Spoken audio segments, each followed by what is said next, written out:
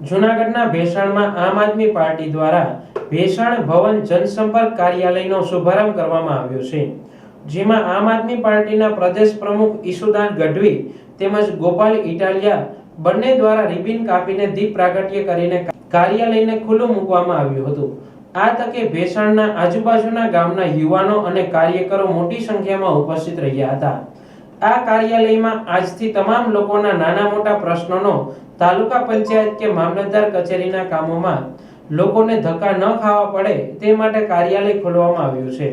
જ્યારે વિસાવદર ભેસાણની પેટા ચૂંટણીમાં આમ આદમી પાર્ટી દ્વારા લોકોના પ્રશ્નો હલ કરવાની શરૂઆત કરી દેવામાં આવી છે, જેને લોકો અને કાર્યકરો માટે મોટી સંખ્યામાં હાજર રહ્યા હતા।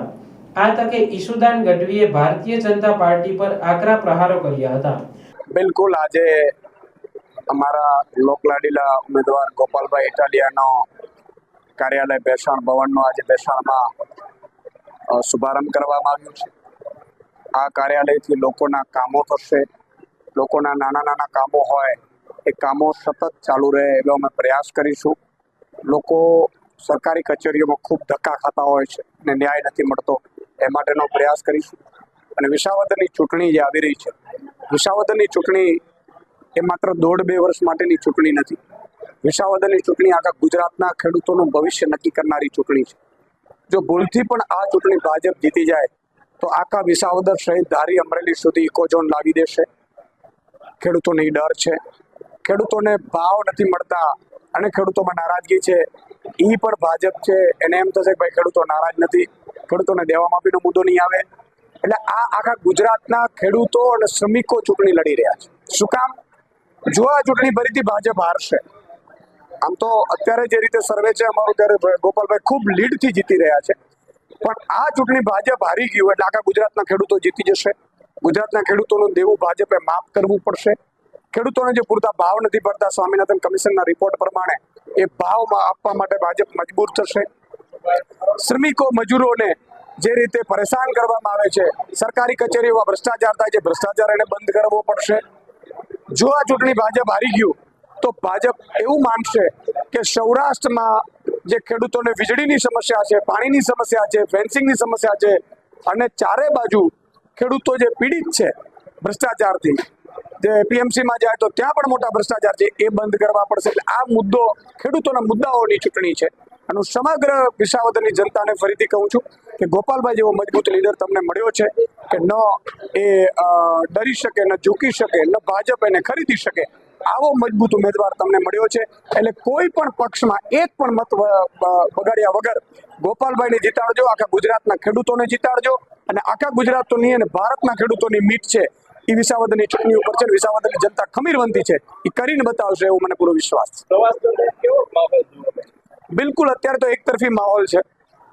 તમામ લોકો અત્યારે એવું જ કહે છે કે આ ખેડૂતો માટેની ચૂંટણી છે।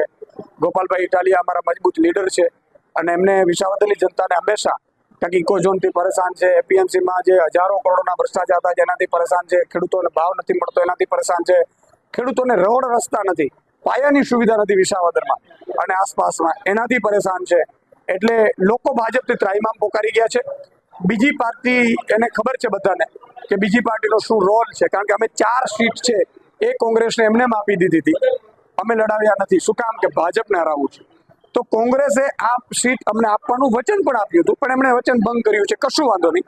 પણ વિસાવદરની જનતા મને પૂરો વિશ્વાસ છે કે એક પણ મત ફેરવશે નહીં અને ભવિષ્યમાં ત્રીજી પાર્ટી પણ ભાજપની બી ટીમ બની ન રહી શકે એવો જવાબ વિસાવદરની જનતા આપશે। જેમાં ગોપાલ ઇટાલિયાએ જણાવ્યું હતું કે આ કાર્યાલય અમારું નહીં પણ આ તમારા જાહેર જનતાનું છે, તે સમજીને આવો। આ કાર્યક્રમમાં આમ આદમી પાર્ટી ગુજરાત પ્રદેશ પ્રમુખ ઈશુદાન ગઢવી, ભેસાણ વિસાવદર ઉમેદવાર ગોપાલ ઇટાલિયા, ગુજરાત પ્રદેશ મહામંત્રી મનોજ સોરઠિયા, સૌરાષ્ટ્ર ઝોન સંગઠન મંત્રી રાજુભાઈ બોરકતરિયા અને જિલ્લા પ્રમુખ હરેશભાઈ સાવલિયાની ઉપસ્થિતિમાં ભેસાણ ભવન શ્રી ગોપાલ ઇટાલિયાના જનસંપર્ક કાર્યાલયનો શુભારંભ કાર્યક્રમ કરવામાં આવ્યો હતો। આજે એક ઐતિહાસિક દિવસ છે। ગુજરાતની વિધાનસભાની અંદર ખેડૂતો, ખેતમજૂરો, માલધારીઓ, રત્ન કલાકારો, વેપારીઓ અને ગરીબ માણસની સરકાર બને એ માટે ભેસાણ ખાતે આજે સરકાર બનાવવાનું ખાતમુહૂર્ત કરવામાં આવ્યું છે। આજે અહીંયા આમ આદમી પાર્ટી દ્વારા ભેસાણ ભવન ખોલવામાં આવ્યું છે। આ આમ આદમી પાર્ટી દ્વારા ખોલવામાં આવેલું કાર્યાલય એ ભેસાણની જનતાની સેવા કરવા માટે, ભેસાણની જનતાની મુશ્કેલીઓ સાંભળવા માટે, સાંભળેલી મુશ્કેલીઓનું નિરાકરણ લાવવાનો વધુમાં વધુ સારો પ્રયત્ન કરવા માટે અને એવી રીતે ભેસાણની જનતા અને આમ આદમી પાર્ટી વચ્ચે એક પરિવારનો સંબંધ બને એ માટે થઈને આજે એક પરિવારનું સરનામું અહીંયા ચાલુ કર્યું છે। આ ભેસાણ ભવન કાર્યાલયના શુભારંભ પ્રસંગે ભેસાણ વિસ્તારના અલગ અલગ ગામોમાંથી અનેક મહાનુભાવો, આગેવાનો, સામાજિક વ્યક્તિઓ, આમ આદમી પાર્ટીના કાર્યકર્તાઓ, અમારા માનનીય નેતા માનનીય શ્રી ઈશુદાનભાઈ ગઢવી, માનનીય મનોજભાઈ, સૌએ બહોળી ઉપસ્થિતિ રહી અને આ સરકાર બનાવવાનું ખાતમુહૂર્ત અને ભેસાણની જનતાના પ્રશ્નોને વાચા આપવાનું ઠેકાણું એટલે કે ભેસાણ ભવનના ઓપનિંગમાં હાજરી આપી છે। ખૂબ ખુશીનો દિવસ છે। રાજકારણમાં અત્યાર સુધી આપણે એવું જોયું છે કે ચૂંટણી જાહેર થઈ જાય, ઉમેદવારનું ફોર્મ ભરાઈ જાય, પછી ચૂંટણી લક્ષી કાર્યાલય ખોલવામાં આવતું હોય છે। અમે એક નવો ચીલો ચાતર્યો છે, કેમ કે અમે નવા વિચારો ધરાવતી પાર્ટી છીએ। ચૂંટણી આવી નથી, તારીખ ખબર નથી, છતાં પણ આ વિસ્તારમાં કાર્યાલય ખોલીને લોકોની સેવા વધુ ને વધુ કરી શકાય એ માટેનો પ્રયત્ન અમે હાથ ધર્યો છે। આ ભેસાણ ભવન એ ભેસાણના લોકોનું પોતાનું સરનામું છે, આ ભેસાણના લોકોનું ઘર છે। તમામ જ્ઞાતિના, તમામ ધર્મના, તમામ વ્યવસાય સાથે જોડાયેલા સૌનો વિહામાનું સ્થળ આ ભેસાણ ભવન છે। નામ આમ આદમી પાર્ટી છે, પણ હકીકતમાં ભેસાણના ખેડૂતો, ખેતમજૂરો, માલધારીઓ, પશુપાલકો, વેપારીઓ, રત્ન કલાકારો બધાયનું ઠેકાણું આ ભેસાણ ભવન છે। હું બધાયને વિનંતી કરું છું કે અહીંયા આવતા રહેજો, મળતા રહેજો, વાતચીત કરતા રહેજો, જાણવા જેવું જણાવતા રહેજો, પૂછવા જેવું પૂછતા રહેજો।